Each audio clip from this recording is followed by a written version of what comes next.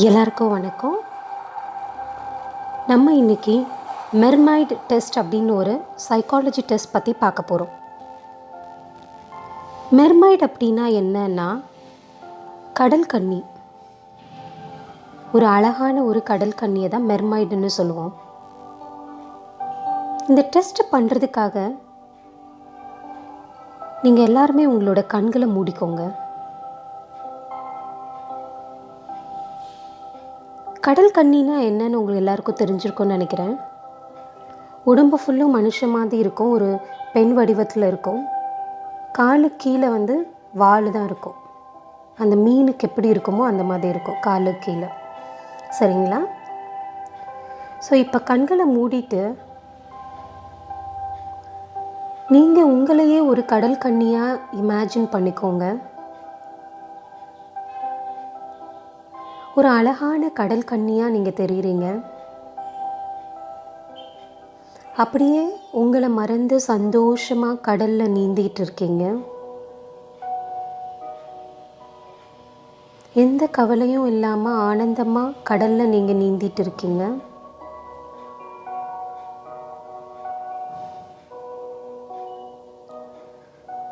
இப்போ நீங்கள் உங்களோட வாலை மட்டும் கொஞ்சம் திரும்பி பாருங்கள். அந்த வால் என்ன கலரில் இருக்குது அப்படின்றத பார்த்து மைண்டில் வச்சுக்கோங்க. உங்கள் வாலுடைய கலர் என்ன அப்படின்றத மட்டும் மைண்டில் வச்சுக்கோங்க.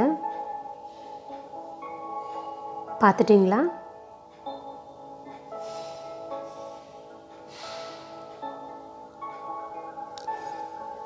இப்போ உங்களோட பக்கத்தில் ஒரு மீன் உங்களை நோக்கி வந்துட்டு இருக்கு.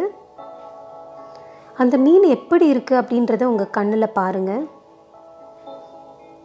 அந்த மீன் ஒரு பயங்கரமான ஒரு ஷார்க் இல்லை ஒரு திமிங்கலம் மாதிரி பயங்கரமாக இருக்கா, இல்லை ரொம்ப சாஃப்டாக ஜாலியாக ஹாப்பியாக காமாக அப்படியே உங்களை நோக்கி வந்துட்டு இருக்கா? இந்த ரெண்டுத்தில் உங்களுக்கு உங்கள் கண்ணோட்டத்தில் என்ன தெரியுதுன்றதை மைண்டில் வச்சுக்கோங்க. அந்த மீனை நீங்கள் உங்கள் கண்ணால் பாருங்கள். அது ஒரு பெரிய பயங்கரமான மீனா, இல்லை ரொம்ப சாஃப்டாக அழகாக பியூட்டிஃபுல்லாக காமாக அமைதியாக வருதா?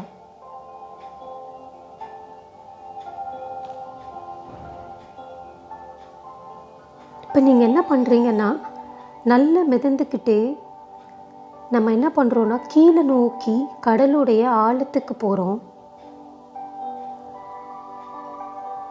கடலோட ஆழத்தில் கடல் பாசி, கடலில் இருக்கக்கூடிய ஜாமான்கள் எல்லாமே கிடக்குது.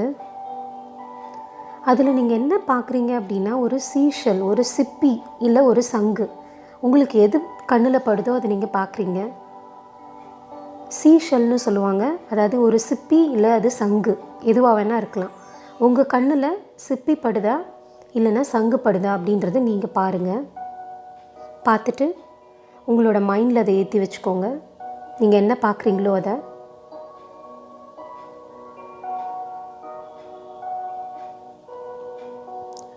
பார்த்து முடிச்சிட்டிங்களா? இப்போ திரும்ப நீங்கள் என்ன பண்ணுறீங்கன்னா, அப்படியே மேலே நோக்கி வரீங்க நீந்திக்கிட்டேவும். கடலோட அந்த மேல் பரப்புக்கு வரீங்க. மிதந்துட்டு மேலே பார்க்குறீங்க. ஸோ மேலே எங்கே பார்க்குறீங்க அப்படின்னா, கடற்கரையை நோக்கி பார்க்குறீங்க. கடற்கரையை நோக்கி நீங்கள் என்ன பார்க்குறீங்க அப்படின்னா, மக்கள் கூட்டமாக நிற்கிறாங்களா, இல்லை ஒரு மக்கள் 2 பேர் அப்படி இருக்காங்களா, இல்லை யாருமே இல்லையா? உங்களோட மனக்கண்ணில் என்ன தெரியுதோ அதை நீங்கள் பாருங்கள்.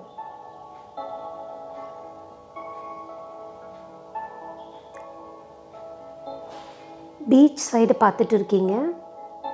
அங்கே கும்பலாக மக்கள் தெரிகிறாங்களா, இல்லை 1-2 மக்கள் தான் இருக்காங்களா, இல்லை ஒருத்தருமே இல்லையா? உங்கள் கண்ணில் என்ன தெரியுதோ அதை நீங்கள் பார்க்குறீங்க. பார்த்து முடிச்சிட்டிங்களா?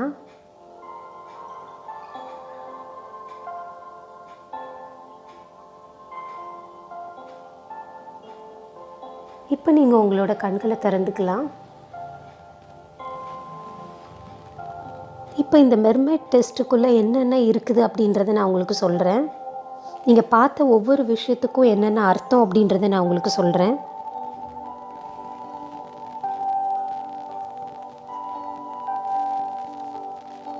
நீங்கள் ஒரு வால் பார்த்தீங்க இல்லையா, உங்களோட வால் கடல் கன்னியாக நீங்கள் இருந்தப்போ ஒரு வால் பார்த்துருப்பீங்க. அந்த வாலோட கலர் என்னன்னு நான் உங்ககிட்ட கேட்டிருந்தேன்.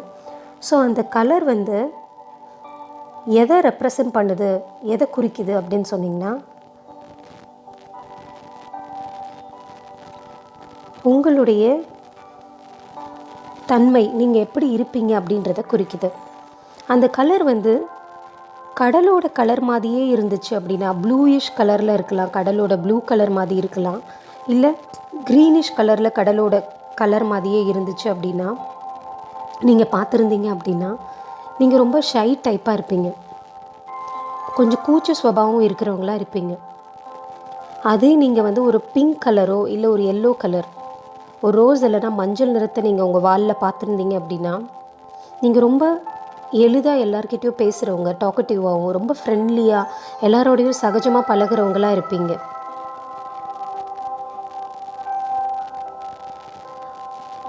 அடுத்ததாக நான் உங்களை ஒரு ஃபிஷ்ஷு பார்க்க சொன்னேன். உங்களை நோக்கி வர ஒரு ஃபிஷ்ஷு, அது எதை குறிக்குது அப்படின்னா, ஒரு பிரச்சனை வந்ததுன்னா அது நீங்கள் எப்படி வந்து போல்டாக ஃபேஸ் பண்ணுவீங்க அப்படின்றத குறிக்குது. உங்களோட ப்ராப்ளமை குறிக்குது. சரியா? நீங்கள் எப்படி வந்து ஃபேஸ் பண்ணுவீங்க அப்படின்ற விஷயத்த குறிக்குது.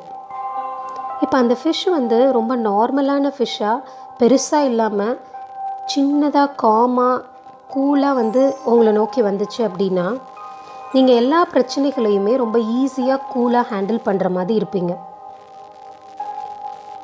அதே ஃபிஷ்ஷு ரொம்ப பயங்கரமாக பெருசாக உங்களை நோக்கி தாக்குற மாதிரி வந்த மாதிரி இருந்துச்சுன்னா,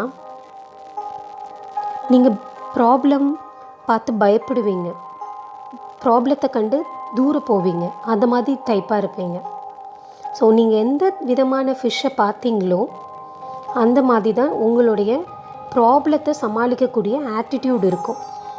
நீங்கள் சின்ன ஃபிஷ்ஷை பார்த்து அது ரொம்ப சந்தோஷமாக கூலாக மிதந்துட்டு ஸ்விம் பண்ணிகிட்டு இருந்ததுன்னா, நீங்கள் எல்லா பிரச்சனைகளையுமே ஈஸியாக எடுத்துப்பீங்க. அதே ஒரு பயங்கரமான ஃபிஷ்ஷாக இருந்தது அப்படின்னா, பிரச்சனைகளை பார்த்து நீங்கள் ரொம்ப பயப்படுவீங்க, ஒதுங்கி போகணும்னு நினைப்பீங்க. சரிங்களா? ஸோ அடுத்ததாக நான் உங்களை வந்து நீந்தி போய் அடியில் ஆழ்கடலுக்கு போக சொன்னேன். அங்கே போய் அந்த மணல் அருகில் இருக்கக்கூடிய ஷீ செல்ஸை பார்க்க சொன்னேன். அது சிப்பியாக இருக்கலாம், இல்லைன்னா சங்காக இருக்கலாம், எதுவாக வேணால் இருக்கலாம். ஸோ நீங்கள் பார்த்தது தட்டையாக ஒரு ஃப்ளாட்டாக இருக்கக்கூடிய ஒரு சிப்பி அதுவாக இருந்துச்சு, சிப்பியாக இருந்துச்சு அப்படின்னா, நீங்கள் ரொம்ப ரொம்ப ஓப்பன் டைப். எல்லார்கிட்டையும் எல்லாத்தையும் நீங்கள் வந்து ஓப்பனாக பேசிடுவீங்க, மனசில் எதையும் மறைச்சி வச்சுட்டு இருக்க மாட்டீங்க. ஆனால் நீங்கள் வந்து அந்த வளைஞ்சு நெளிஞ்சு இருக்கக்கூடிய ஒரு சங்கு உருவத்தை பார்த்துருந்தீங்க அப்படின்னா, ரொம்ப ரிசர்வ்டாக இருப்பீங்க. யாருக்கிட்டையும் எளிதில் எந்த விஷயத்தையும் நீங்கள் ஷேர் பண்ண மாட்டீங்க. ஸோ சிப்பியாக இருந்த அப்படின்னா, ஃப்ளாட்டாக இருந்ததுன்னா நீங்கள் ரொம்ப ரொம்ப ஓப்பன் டைப்பு, எல்லா விஷயத்தையும் ஒளிவு மறைவு இல்லாமல் பேசுவீங்க. சங்கு மாதிரி இருந்தது அப்படின்னா ரொம்ப ரொம்ப ரிசர்வ்டாக இருப்பீங்க, எந்த விஷயத்தையும் சட்டுன்னு யார்கிட்டையும் ஷேர் பண்ணிக்க மாட்டீங்க.